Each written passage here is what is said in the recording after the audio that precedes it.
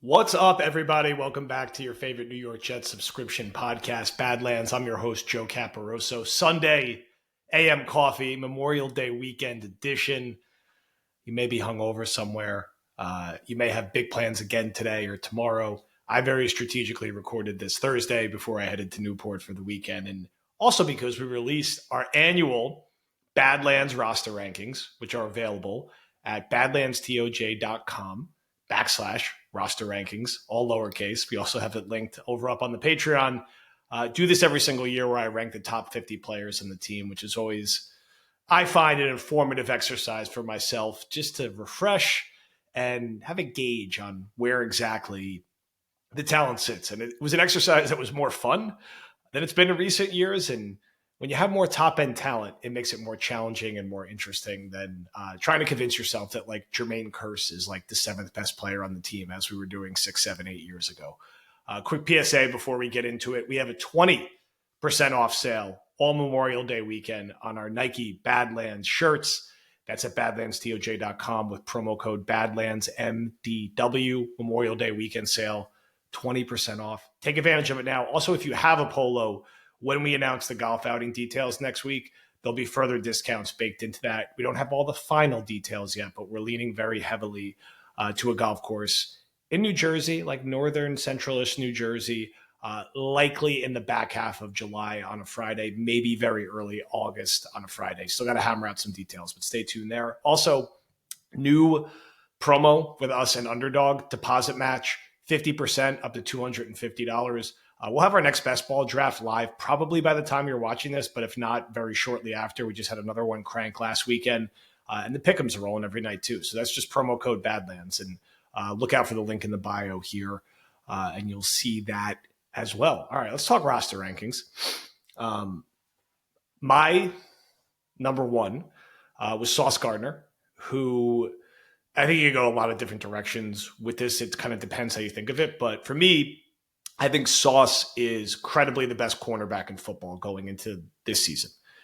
He's an all-pro player, back-to-back years to start his career. He's in his prime. Felt like the cleanest number one to me. Tyron Smith, number two, if he's out there. He's one of the three best left tackles in football. Surefire, first ballot, Hall of Famer. Number three, Quinnen Williams. Post Aaron Donald, a guy who's, I don't know, second or third best interior defensive lineman in football, also in his prime. Also, if you check on the site, you'll see all these guys have some traits mixed in along with a short blurb about where they're at in their career, their style of play. Breece Hall, number four. I do think going into next year, Breece could be in this number one spot. I need to see him actually take that jump over Christian McCaffrey. But I have Breece at number four, and you heard from our prediction video this week that I think Breece will actually be the most productive offensive player in football this season. Number five, the quarterback, Aaron Rodgers. Just nice to be able to rank the quarterback this high. Rodgers, I think, depends how you feel about some other guys around the league. He hasn't really been like Rodgers in a couple of years. So I think, he's probably somewhere between the 6th and 10th best quarterback in football right now until he proves he's higher or lower. So fifth year, Hassan Reddick, 6, Garrett Wilson, 7, Quincy Williams, 8, CJ Mosley, 9, Jermaine Johnson, 10. You could kind of shuffle on some of these. I think Garrett's a guy, again, that will maybe be higher on this next year, but he's got to go have a 9-10 touchdown season. Hassan Reddick, consistently a double-digit sack guy. That's why he is higher. He's just done it longer than Garrett Wilson. Quincy Williams, a touch higher than CJ Mosley, because I certainly feel with where their careers are headed, Quincy gets that slight nod. Jermaine Johnson coming off a real nice year, too, and should only get better with Hassan Reddick opposite him. AVT at 11, Morgan Moses at 12. AVT there more because of the ceiling and versatility, where Moses has a higher floor and is just a good starting right tackle. Number 13, hopefully the next guy to get paid by the Jets, slot corner Michael Carter. Number 14, DJ Reed, not far behind his fellow cornerback. Mike Williams, number 15, certainly higher if he is healthy. But let's see. Number 16, Tyler Conklin, solid league average starting tight end. Fashanu at 17, little projection here. He'll start as the top backup tackle, but will probably play a lot this year. 18, Chuck Clark. 19, Joe Tippmann. 20, Javon Kinlaw. 21, John Simpson, our resident Wario Lakin. Number 22, Tony Adams. Little projection here. You got a mix of guys coming off of new guys coming into the team in Kinlaw and Simpson. guy coming off a major injury in Chuck Clark, and a guy who has some questions around him in Tony Adams if he can make a leap in either direction. Their top interior backup offensive lineman, Wes Schweitzer at number 23, Malachi Corley at number 24. Again, a little projection here, but he should be a relatively big part of the offense right away. Number 25, Jeremy Ruckert.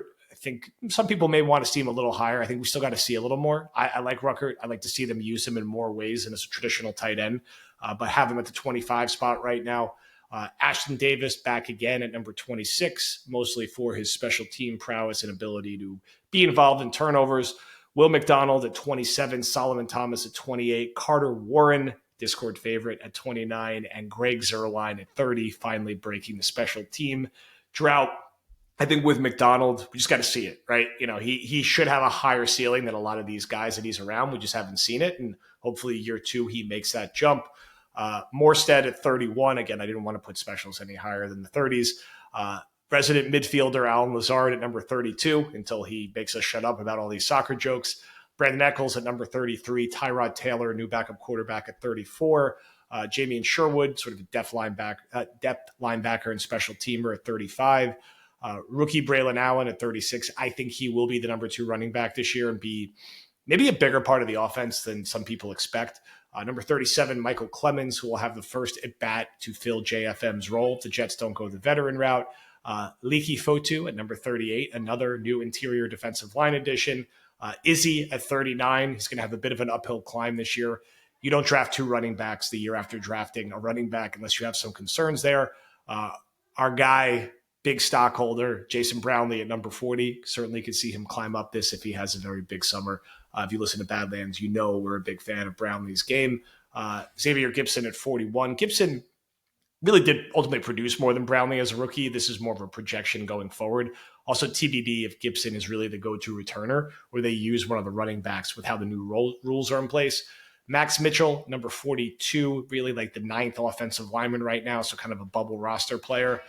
Newly signed Isaiah Oliver at 43. They signed him previously as a corner. He will play safety this year. He'll also be a special teamer likely. Tanzel Smart, Hard Knocks legend, at 44. Other rookie running back, Isaiah Davis at 45. Not getting the hype that Allen is, but wasn't drafted too far behind him and will be in the mix for the number 2 running back spot in some shape or form. UDFA that we did a film breakdown on, Leonard Taylor at number 46. I do think he is a guy who will stick on the roster. Developmental quarterback Jordan Travis at number 47. Deep backup offensive lineman who played a little bit last year, Jake Hansen at 48. Kenny Yeboah, perpetual 1-year contracts to be a backup tight end and special teamer at number 49.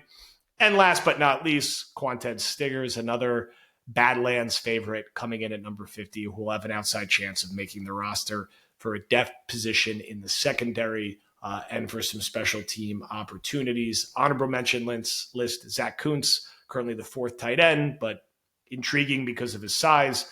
Jarrett Bernard Converse, draft pick last year, didn't really do anything. We'll be fighting for a roster spot this year between corner and safety. Chaz Surratt, backup inside linebacker, who had some moments in the preseason but couldn't stay healthy last year.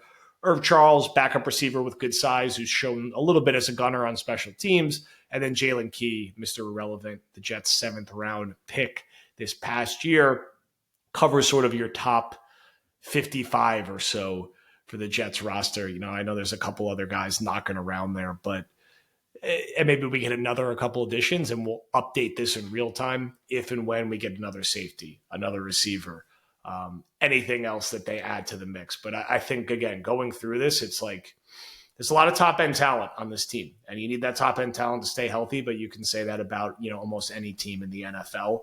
I think what's encouraging is that that middle class is a little more well-rounded than it's been historically, right? That 10 to 20 range is not as barren as it used to be. To have AVT, Morgan Moses, Michael Carter, DJ Reed, Mike Williams, Conklin, your first-round pick in Fashanu in that range, instead of those guys being like 6 to 13, like they might have been in other years, that's particularly exciting and encouraging. So on paper, this is one of the best teams in football. Certainly one of the best teams in the AFC.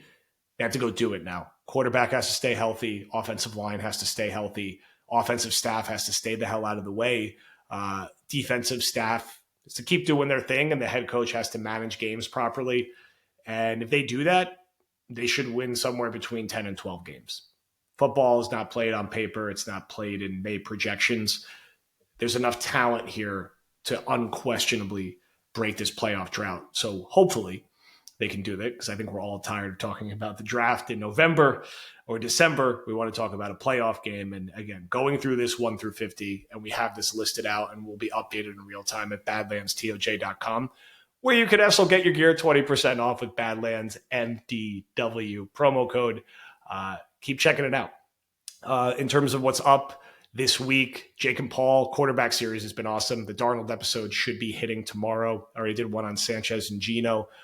Connor back from his honeymoon next week, so we'll have War Room Tuesday night, Pod Wednesday, something on Thursday, TBD, probably a film room or a bonus interview. Friday will be Buck the Trend. Saturday, TOJ Talks. As always, look out for the details around the Golf outing much sooner rather than later. Thank you, everyone, for listening. If you think my Jets roster rankings are insane, someone should be higher, someone should be lower, comment over on Twitter, comment on Patreon, comment on YouTube. We'll put the video out just about everywhere. I hope you're enjoying your Memorial Day weekend, and you will see me back on the feed Tuesday.